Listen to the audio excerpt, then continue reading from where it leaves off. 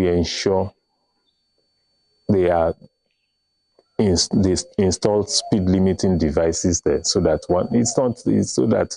they won't go beyond this speed limit that they are supposed to go. But above all, we need to talk to ourselves. We need to do more of advocacy to people. We need to talk more, because that is a crash, a tanker crash that is supposed to probably take 1 or 2 lives, end up taking 100. So what we need more now is to talk to our people. If there is a crash, if there is any tanker crash, run for your life. That's the first thing. Run for your life, call for emergency, so that emergency people can get there. We have toll-free lines 122, which is for FRSC. We have 112 for national emergency. Call, and every emergency personnel will be at the scene. Tanker explosions are not just statistics. They are real lives lost, families shattered, and futures destroyed. But it does not have to be this way. If we take action today, enforce the right policies, and educate the public, we can put an end to this preventable disaster. Jigawa, Niger, Enugu, these tragedies must not be in vain. Let's stop waiting for the next explosion. Let's save lives. The time for change is now. Temitope Ajijola Oluwaola, Western Spring Television News. 4 persons have reportedly lost their lives in an accident involving the vehicle of the Anambra State Special Anti-Theft Squad, a sand-laden tipper, and one other vehicle. The 3 vehicles were a private Toyota Hummer bus, a government-owned Toyota Hummer bus without the registration number, and a Mercedes-Benz tipper. It was gathered that the accident occurred along the Onisha-Owerri Road, access of Oba, and near New Road Junction in Idemili, Southwest Government area of the state on Friday. According to reports, the right driver of the task force vehicle rammed into the tipper as he was driving out of a junction of the road during a daily stop and search operation. The viral video showed the scene of the accident with the bodies of the victims on the road, while bystanders rescued the injured persons. The Inspector General Public Education Officer, Federal Road Safety Corps, Anambra State, Margaret Onabe, confirmed the accident, attributing it to a route violation.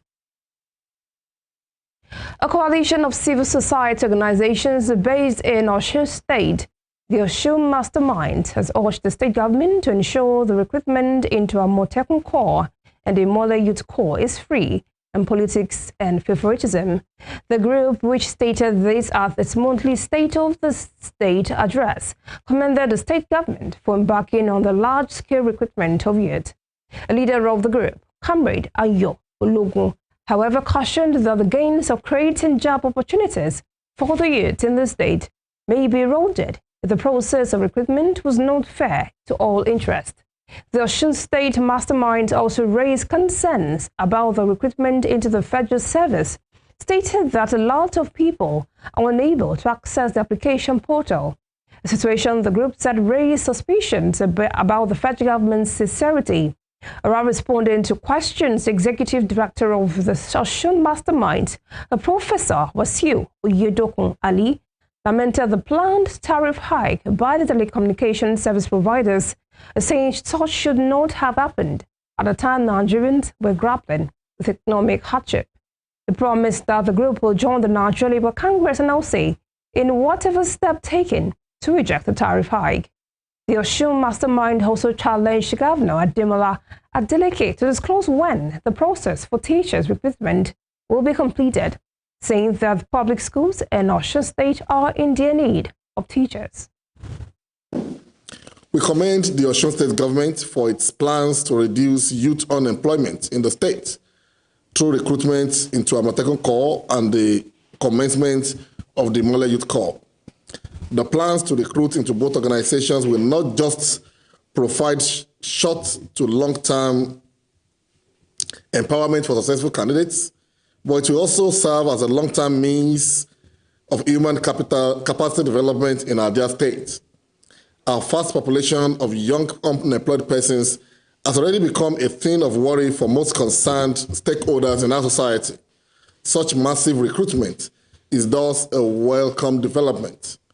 However, as has noted in previous government recruitment of this nature, politics has the capacity to derail whatever good intentions government may claim to have. We are therefore calling on the Osun State government to ensure that the processes of recruitment into both organizations are free and fair to all. Government must remember that it is first government over all Osun indigenes and not play any politics with our collective resources. We have received reports from some quarters that successful candidates being contacted for the Mole Youth Corps are largely members of the People's Democratic Party. This is not acceptable and must be checked immediately.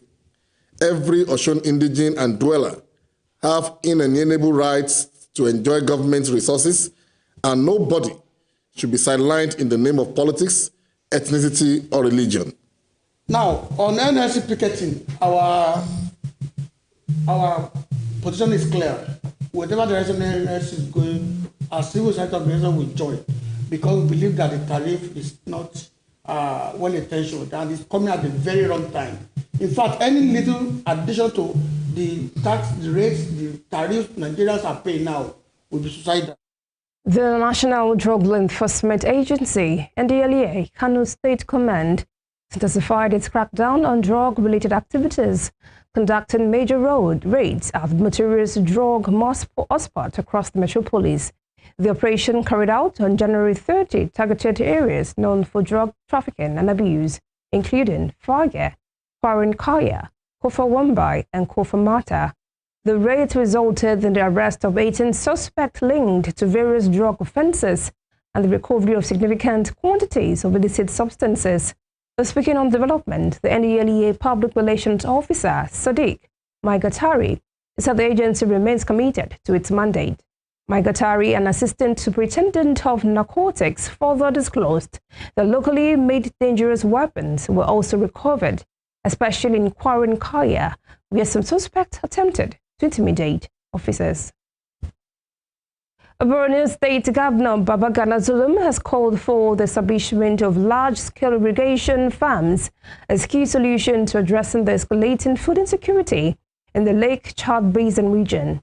He made the call during a panel at the ongoing 5th Lake Chad Basin Governors Forum in Maiduguri.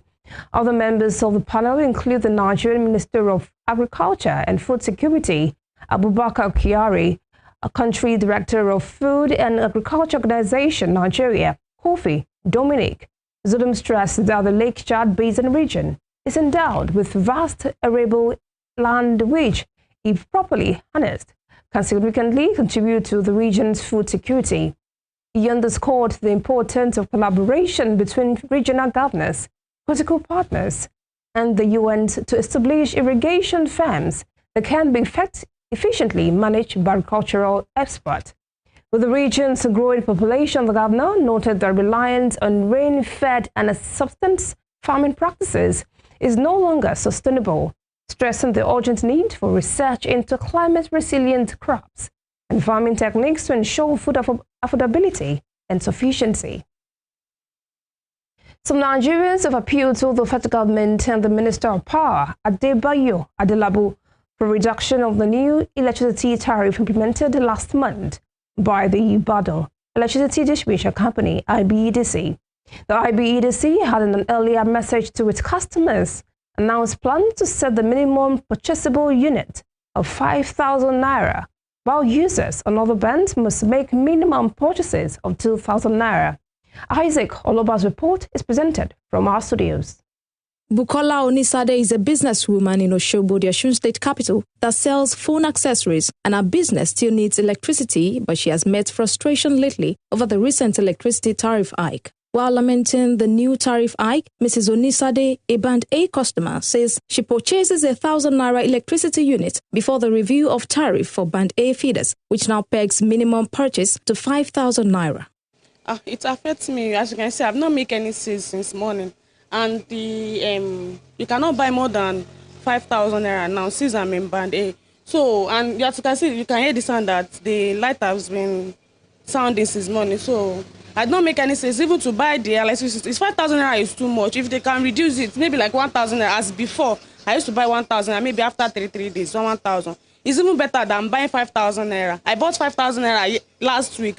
Now it's still sounding again. So they should reduce it, please. The Ibadan Electricity Distribution Company, IBEDC, began the service-based tariff plan in May 2024, ranking areas based on the amount of power each receives per day.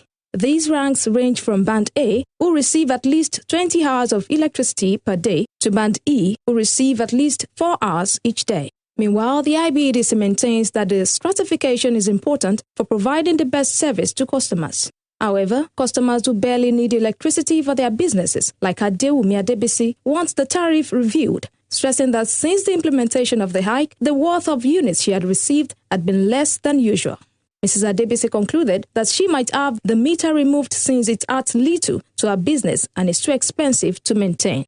Though there is light, but I don't think it should be that way. You know, me loading like 5,000 and giving me like 12 units. So I don't know what's happening. No, I'm even thinking of maybe I should remove the meter because I don't know the light I'm using. That I'll be using like 5,000 per week. I'm not just to come to shop, put on the fan and the bulb. Like I used to buy like 2K or 3K before. But amid the tariff hike row, the spokesperson of the IBEDC, Busola Mitunwashe, claimed it was to curb energy theft, an assertion disagreed by some economists who have said the hike goes against the Electricity Act of 2023 and the Federal Competition and Consumer Protection Commission, FCCPC Act of 2018. The continued power crisis in Nigeria has raised questions about the competence level of the Power Minister, Adebayo Adelabu, whose plans to revitalize Nigeria's power sector seem not to have materialized yet. Mr. Adelabu, however, maintains that his goal is the future, planning to implement universal access to clean, affordable energy by 2030. You're watching News at 7 on West Spring Television. Still to come. EFCC chairman condemns Nigerians who rally behind corrupt leaders when they are being prosecuted. We'll bring you more on this when we return. Please stay with us.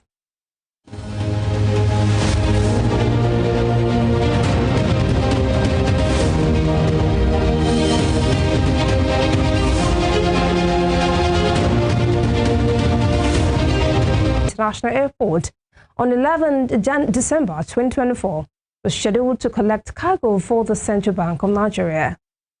Some Nigerians have appealed to the federal government and the Minister of Power, Adelabu, for a reduction of the new electricity tariff implemented last month by the Ibadan Electricity Distribution Company, IBEDC. On the foreign scene, Palestinian militant group has today handed over 3 Israeli hostages, and dozens of Palestinian prisoners and detainees were released in exchange.